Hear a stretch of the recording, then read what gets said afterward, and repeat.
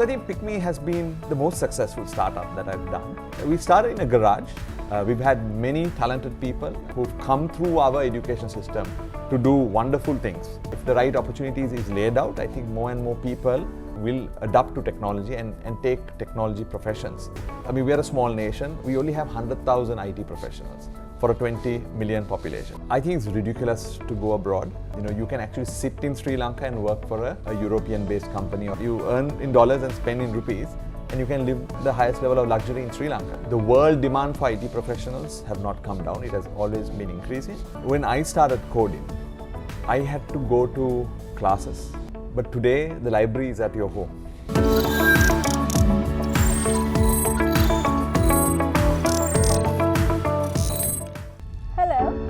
I'm headed to do a very exciting discussion with a very successful Sri Lankan IT entrepreneur today. I'm sure those of you who have a passion for IT, those of you who would love to learn about IT and coding will have a lot to learn from his inspiring success story. I booked a ride today with PickMe to get to the location. Guess who I'm meeting today? It's the founder of PickMe.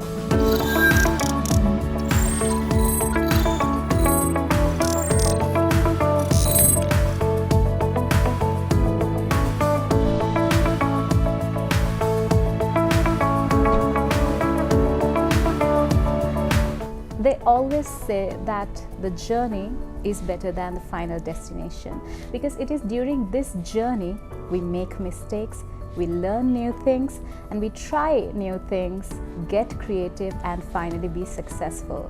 So today we have one such person who has an inspiring story to tell, who can motivate hundreds of students who are looking at this program. We have with us Mr. Zulfer Jiffry, founder and CEO of Digital Mobility Solutions Lanka Private Limited, which created the well-known Sri Lankan brand PickMe. Mr. Zulfer was the former CTO of Wow.lk and Anything.lk, Sri Lanka's first e-commerce platforms, who began his entrepreneurial journey back in 2014.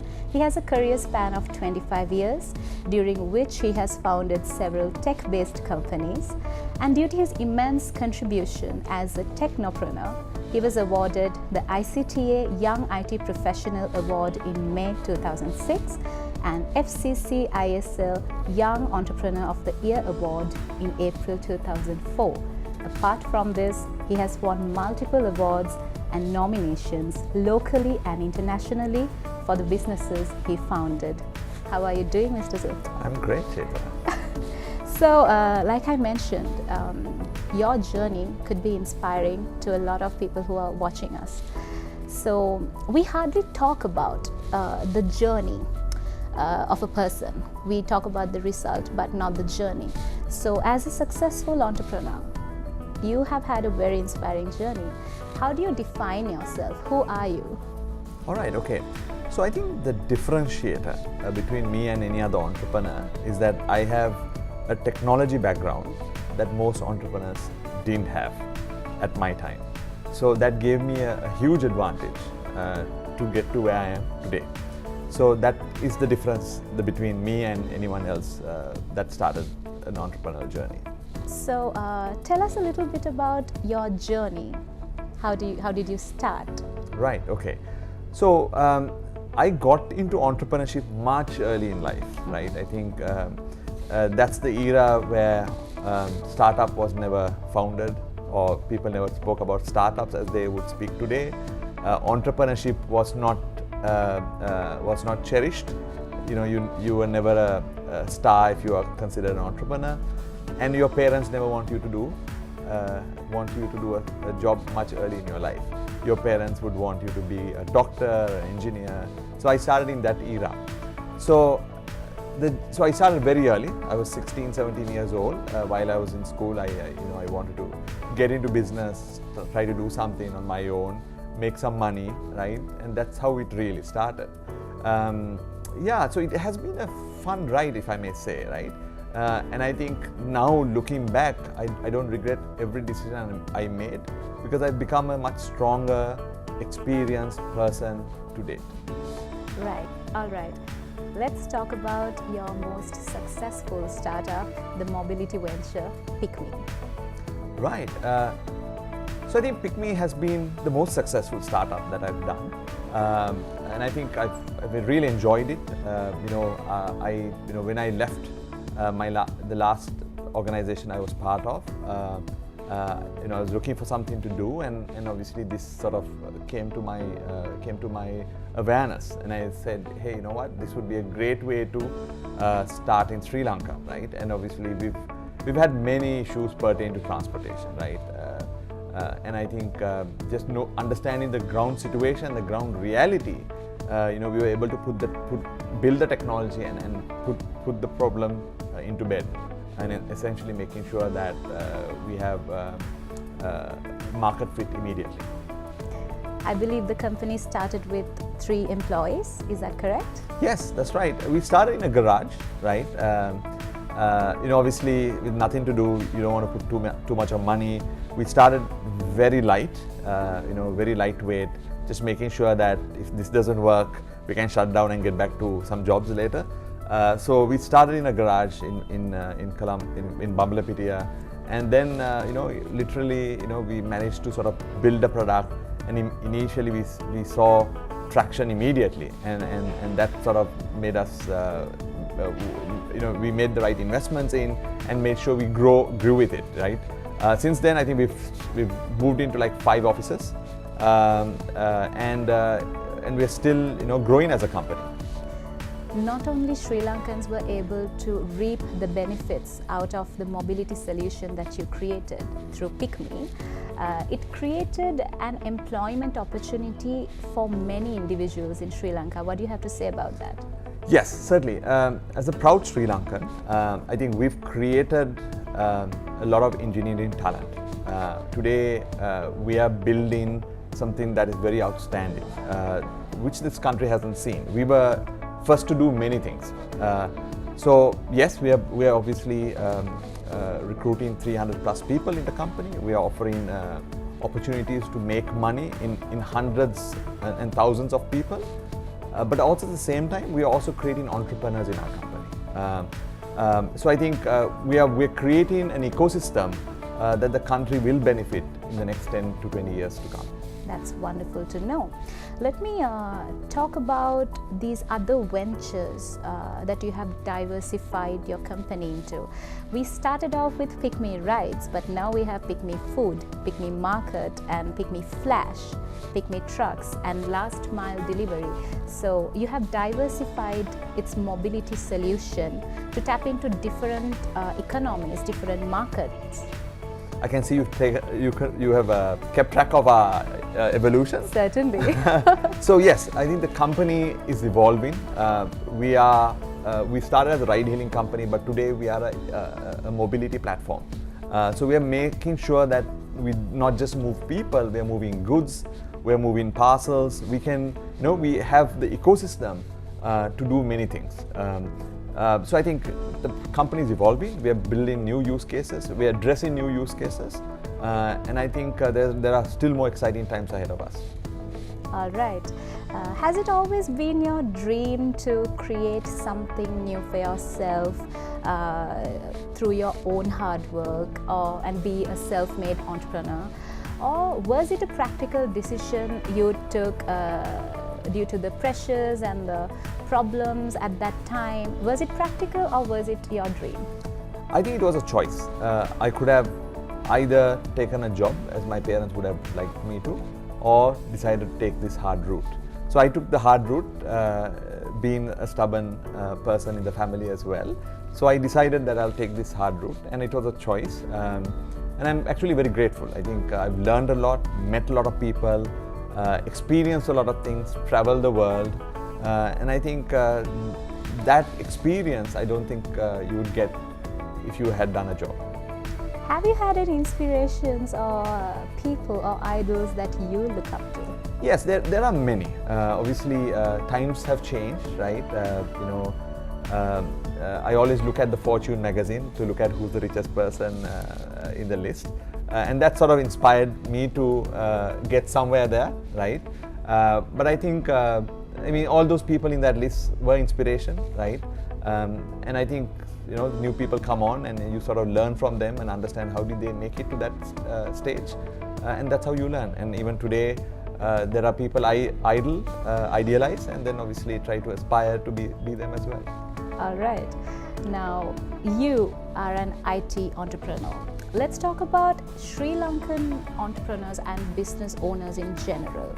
So, compared to foreign countries, the use of IT, information technology, and coding is a little less in the Sri Lankan business framework.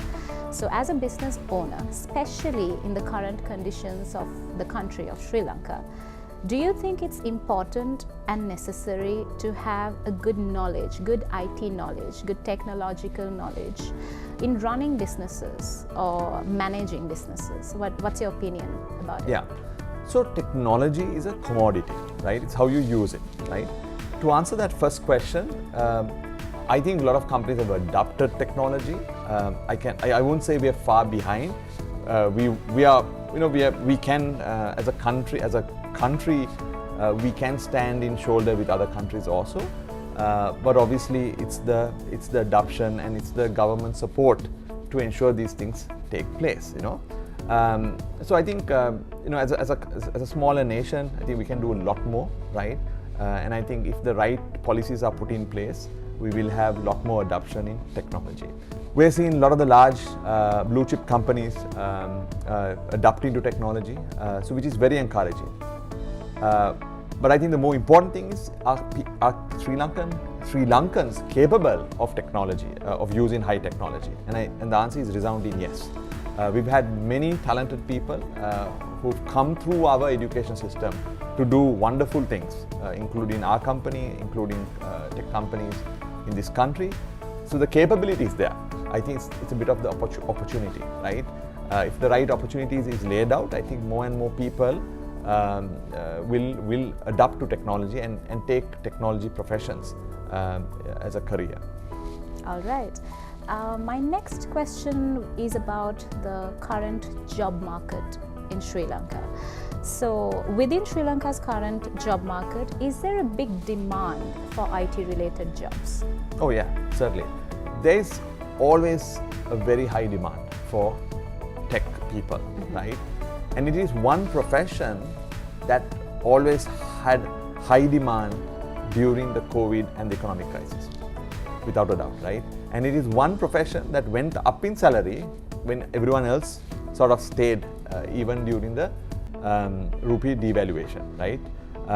So without a doubt, and it's no brainer, right? IT jobs are at high demand, and people keep paying. Companies keep paying higher salaries to hold on to those individuals. But do you think we have qualified and experienced IT professionals to cater to that demand? Yeah, so certainly not, Yeah. right? We have a lot of demand, and if demand is at 100%, our supply is at 30 to 40%, right? So there's still a lot of supply that can come in. And I can tell you, if supply can come in, more demand will also follow through, right? It's one of those things, right? We are a small nation. We only have 100,000 IT professionals for a 20 million population. So it's a small number, right? But if we can create 1 million IT professionals, our GDP will also go up as a nation. Definitely. The youth, the younger generation, now seem to be interested in the idea of migration, because within Sri Lanka, we don't have a lot of new job opportunities. Any thoughts about this as an IT entrepreneur? Do you think IT industry can create new job opportunities so that the youngsters could be convinced or motivated to stay in Sri Lanka?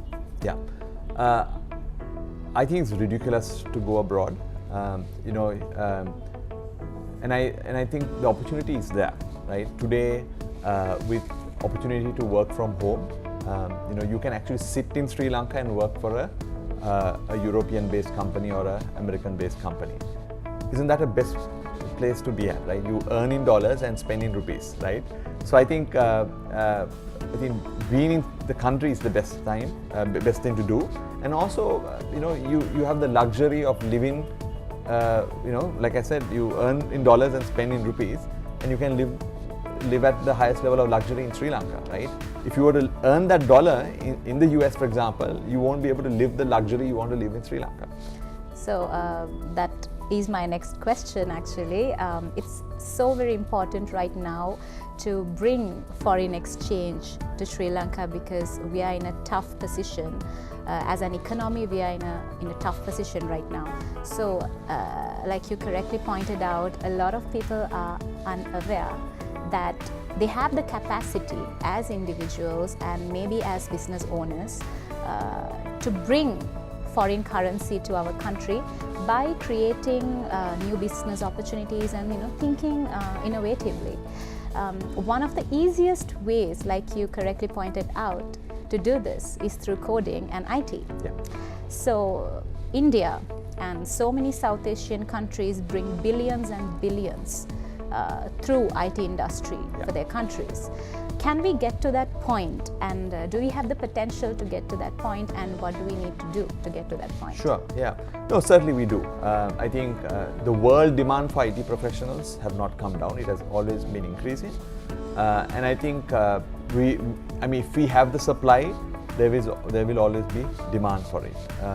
There is domestic demand because a lot of the local companies are also having issues finding people. And then of course there is the international demand. There are companies who are setting up in Sri Lanka or who would want to set up in Sri Lanka if there is enough supply, right? So without a doubt, there is a lot of demand, and it's one of those professions you cannot go wrong, right? You just can't go wrong, right? Computer engineering is such a the thing, right? You can never go wrong with it, right? Obviously you have to keep to pace with the technologies, but if you have the foundation laid, right, you learn the fundamentals of computing, you know the basics, you can just adapt to the changes that are happening around the world. And I think the industry is exciting. There's a lot of things happening, right? As you know, and it's and you'll never be out of a job. Since you mentioned adapting, humans have survived through different eras by using different skills and innovative tools. So throughout the Ice Age and Stone Age, humans survived by, let's say, hunting skills. And then they invented different kinds of tools like the needle and then clothes to survive. Then came the Middle Ages. With it came the Industrial Revolution, and it led to the information technology era. And we have passed that, we have surpassed that, and presently we have stepped towards the AI era. So how necessary is it to learn coding and IT to survive in this AI era? Yeah, it's a very good question. So yes, we are in the AI revolution, if I may put it that way, right? So I think it's so important, even though you might think your code can be written by an AI, but understanding the code is very important, right? So, it's like understanding a language, an English language or a Sinhala language, right? Just being able to interpret that better. So I think, without a doubt, you need to know your software engineering or understand how coding is done or how a computer works, so that you can interpret what the AI machine is going to do, right? It's exciting years ahead, right? We are going to see many new things in around AI. A lot of industries are going to be disrupted, and I think more than anything, it's an exciting place to be at. I think the people who are going to be successful are the people who will understand AI and be able to adapt it to the different use cases. Coding is a language, you said. So that's exactly what DP Coding School is offering to these students who are eager to learn the language of coding and IT in general. DP Coding School is offering these courses free of charge, and right now, currently, I'm happy to say that nearly 100,000 students are learning at DP Coding School, and most of these students are from rural areas, and I'm pretty sure that your story has inspired them.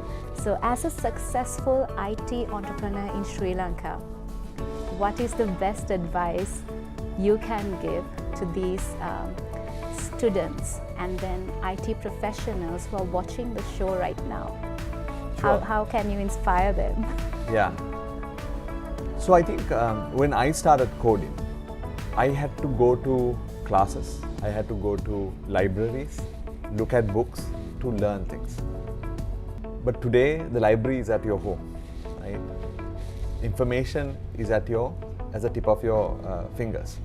So everything's available, right? And I think this is a great time to self-learn if you have the discipline. And I think without a doubt, you can quickly learn these things much faster than I would have done 10, 20 years ago, right? So everything's in your fingertip, and with what DP Education is doing, I think the folks in this country should take up some course and learn the basics of computing. Get to do some computer programming. Just work on very basic things before you start moving up the ladder. The other most important thing is anyone in this country can do this. You only need a computer and maybe an internet to start learning. All right, Mr. Zulfer, thank you so much for joining with us. We hope that you were inspired and you were motivated to start learning IT. And we thank you for watching, and we hope to bring another inspiring success story of an IT entrepreneur really soon to your screens. Thanks for joining and keep watching.